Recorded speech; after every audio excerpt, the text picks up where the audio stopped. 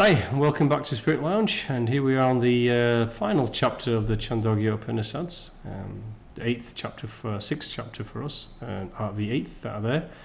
We'll go straight into this. It's fairly short. Okay, jump straight in. So again, the Upanishads, the metaphysical, esoteric, and spiritual fifth of the Vedas. The Rig, Sama, Yaya, and Atharva were the four main ones, although the Upanishads does derive some of this stuff from there, and they reused liturgy from those four. 1200 BC, and so it's quite old, and also does reflect in the narrative it uses and the way the scripture has been written. The Upanishads, again, there's eight that constitute the Chandogya. I've written only six because the other two didn't have much deriving out of them that was of use. I thought was of use. If you feel to read that, they're in the book or any other translation of the Sanskrit Upanishads themselves. Okay, so let's get straight into this. Concerning the nature of the self, the universal self within the heart and in the world. Okay, here in the city of Brahman is an abode. Within it is a small space. With what is within that should be sought. So this is talking about the spirit within this abode of the Brahman, which is in the spirit of the heart space over here, is a small aspect. A light, if you like, is a spiritual light. It's not small, it's all encompassing actually, but from the aspect of mind we would call it a small seed, a space, a light, an emanation. The identity, so the comment is the identity of ourself with the higher self is too much for ordinary people who are inclined to assume that the metaphysical reality, which is free from all determination, is as good as non-being. Yeah, this is we can never know the knowable, the higher self. It's way too much to know. It's just to connect to it. We're here to connect to it and allow it for us to achieve moksha through its integration into ourselves. It is not like non-being. It is we are free from all determination in non-being. But there are, remember from the Gnostics, there's the left and the right. There is the physical spirit. There's a physical, psychical, and spiritual. This is what this is talking about as well. The metaphysical aspects of the intermediate aspects. Pure being is devoid of determinations. Absolutely free. It's devoid of duality. Determinations are matter, the material realm. Ordinary people find it difficult to conceive. To think of an object endowed with qualities, in regard to this city of Brahma. Brahma is the absolute consciousness, the supreme divine within. As this world space extends the space within the heart, within it heaven and earth resides, fire and air, moon, whatever there is resides in this space, which is right, which is true. Whatever is not is contained within it. Whatever is left of it when old age awakens it, or when it perishes. Those who depart hence without having found here the self, there is no freedom in all the worlds. Who depart hence found here the self, for them in all worlds there is freedom. And the comment is the individual is to be regarded as the world. So it's saying we have released freedom from the world, the material matter, the individual material self. There's freedom from that once we understand and connect with what is called here the abode of the Brahma, the divine Brahmic consciousness of the Absolute within us. The space within the heart. These same are true desires.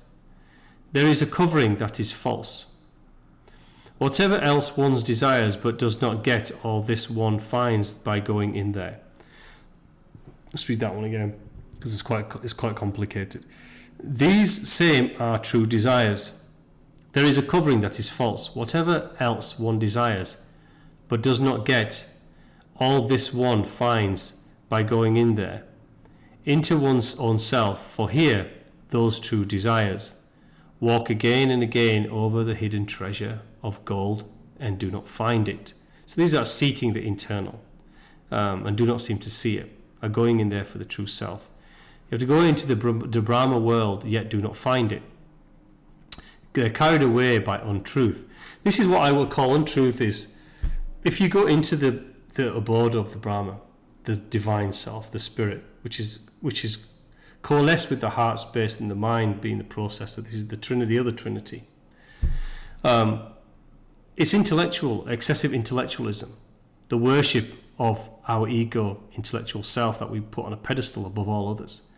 The self-righteous, indignant, virtuous self, the worship of science and technology, and those who see themselves as the great thinking intellectuals, but they're not feeling, or hearts, or those that are not connected with spirit, preach of what is real. Worship of that, worship of other humans, in other words, for me, is the same thing. Is where we will not find what we are trying to seek, because we get carried away by untruths that are coming from there, that dilute and take us away from what we should be trying to get to, is diving into this abode of the Brahma within. So the comment here says, all desires find their fulfillment in the self.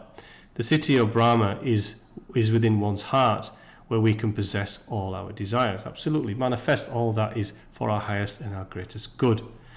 The self abides in the heart. He who knows this goes into the heavenly world. That serene being rising out of this body appears in his own form. He is the self, immortal, the fearless. Brahma is the true. Very, very impactful two passages there. Okay, I've just missed a passage there, I think. No, I haven't. There you go. Life beyond. The self is the bridge, the separating boundary for keeping these worlds apart. So the self is, what is the boundary? Boundary between the divine and the matter is the spirit within the self, the true I, the Brahma, the Brahmic abode. All evils turn back from it, for the Brahma world is freed from evil. Remember, evil is a duality. It resides in this material, universal space, not in the realm of the Brahmic consciousness. That is just pure life and grace and love. The duality is what we created here in the material space. This is where evil exists. On crossing that bridge, if one is blind, he becomes no longer blind. As day, that Brahma world is ever illumined. Only they find that Brahma world who practice the sacred knowledge possesses that Brahma world, unlimited freedom in all worlds. This is talking about material and non-material worlds, matter realm and non-matter realm. It's talking about the physical, the psychical, and the spiritual realms. Importance of Brahmacharya. So I believe this is Brahmacharya could be a teacher. What people call sacrifice is really this disciplined life of a student of sacred knowledge. So this is what's preached, and this is true. The sacrifice is really the giving of oneself to the passage, the only transcendental passage that matters, the only thing that you will really take with you. Personality does retain, but the passage to the divine is what this disciplined life of a student of sacred knowledge is trying to say. But you do need to sacrifice things for it. And what is that? That is the detachment from the material and the matter, the ego, the desire for fulfilling life. It's easy to draw back into that when you're in this space. It's hard not to. It's difficult. When actually you're living surrounded by duality and the brutality of it. It's not like living in a cave somewhere in the mountaintop hidden from all the world. It's easy to do this. But can you do this when you're immersed in this world? When you're immersed in this world, can you achieve fulfillment? Can you achieve the Brahmanic space? That is the true strength of spiritual strength. There does need to be those who go off into meditative practice to bring knowledge to us. That's for us to derive it in this space. This is where real strength of the masses will be derived. By the disciplined life of a student, what people call the protracted sacrifice is really the disciplined life. Obtain the protection of the real self. A vow of silence. The student of sacred knowledge does one really meditate. People call a course of fasting. Knowledge does not perish. So this is talking silence. This is meditative practice, reflection, contemplation. This is disciplined practice. It's not something you can dip in and out of. If you really want to go towards the divine in life, you have to be serious about it, to be honest. And you have to practice it in your life. We're not all perfect. We're all going to drop in and out of these things. But it's the persistence that gets there. and following the path that you know you're supposed to be on, and making sure you're living your life for that purpose, but not for the purpose of others. Okay, the course of death. When one is thus sound asleep, composed and serene, has entered into these channels, so no evil touches him, for then he has obtained the light of the sun. When he thus departs from this body, upwards by these very rays he goes up. He goes to the sun, the gateway of the world, entering in for knowers, shutting out non-knowers. This also happens, this is also not just when the spirit leaves the body and the animation of the body ceases and therefore it dies. We would call it death. But it's also the passages of transcendence when in life, as we go through a spiritual journey, we enter what is called the metaphor of the going into the center of the sun, which is the center of all knowing. The absolute Brahma being the center of the sun, from the edges down into the center of the sun is what is used in the Vedas to describe that passage. The sun being the light, the giver of light, the Christ consciousness, the rising sun. The sun is also associated with Christ. So, and also when we sleep, we go into transcendental worlds, or it's said that our spirit converses yet again with the true nature of home. So this is another good passage in the course of death. Okay, the dream self.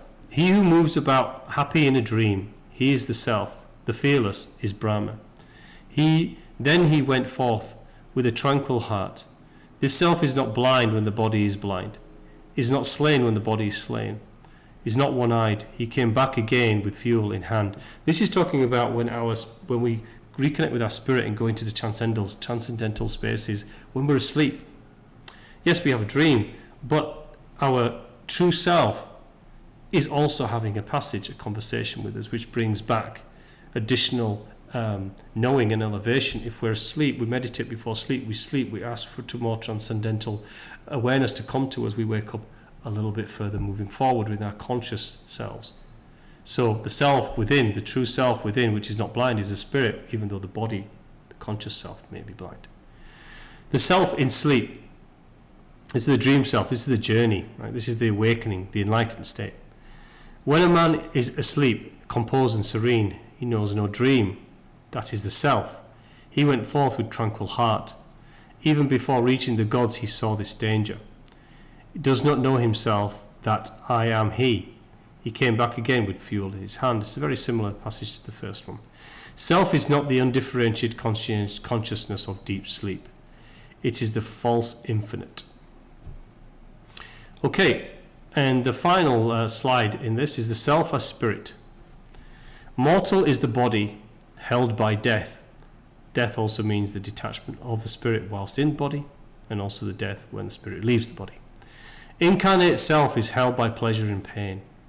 This is the desire self. There is no freedom in pain for one who is incarnate. Pleasure and pain do not touch one who is bodiless. This is the one who's transcended from body, or is connected to the spirit. Bodiless is air. When they arise from yonder space and reach the highest light, appear each with its own form. So serene one, when he rises up from his body and reaches the highest light, appears in his own form, which is the spiritual form, in other words. Such a person is a supreme person, not remembering the appendage of this body. When the eye is thus turned to space, that is the seeing person, the eye is for seeing. Let me smell this, that is the self. Voice is for uttering. So the comment here, the perceiver is the self. The sense organs are the instruments of perception. So we perceive through instruments of perception, our five senses and the sixth and seventh senses, if you like. And the perceiver, the center of all that, is the true eye. Mind is his divine eye. Those gods who are in the Brahma world meditate on that self, who finds the self and understands it. So the comment here, in this account, we have a progressive spiritualization of the idea of self. The highest knowledge is not to be snatched at in one leap. It is acquired as a result of the methodical endeavor, steady depending on the mind The mind, the essence of the physical self, consists in the directedness to the object of consciousness. So in other words, it's progression. And the state of that endeavor, the speed of that endeavor, the fortitude of that endeavor is dependent on the state of our physical mind self, which is then going towards the direction of that object of self-consciousness, the true I that we seek. Okay, that brings us to the end of that, and again, become the second coming. Understand why we perform the practice rituals, what we read, what teacher we decide to follow for a while. Understand what it is giving, otherwise it just becomes a practice and ritual. We can only derive spiritual content, enlightened content from something if it means something to us. So we have to become that transformation, which is the second coming. In other words, reconnecting with the divine I and becoming that divine I yourself. Okay, I want to say thank you again for listening to this. This concludes the Chandogya Upanisads chapters. So hope you enjoy them. There's some more to come. It hasn't finished the book, only about 2/3 of the way through, so we'll continue with this and say thank you for listening. Cascade this to others who may benefit, and thank you for subscribing and sharing this with others, and sharing and cascade and increasing the subscriber base on this channel. It's been organically moving. I don't market this at all, so I'm glad it's being found that those who are resonating and being drawn to it subconsciously and through themselves. So I'll say thank you so much to everyone for listening, and God bless and take care till next time.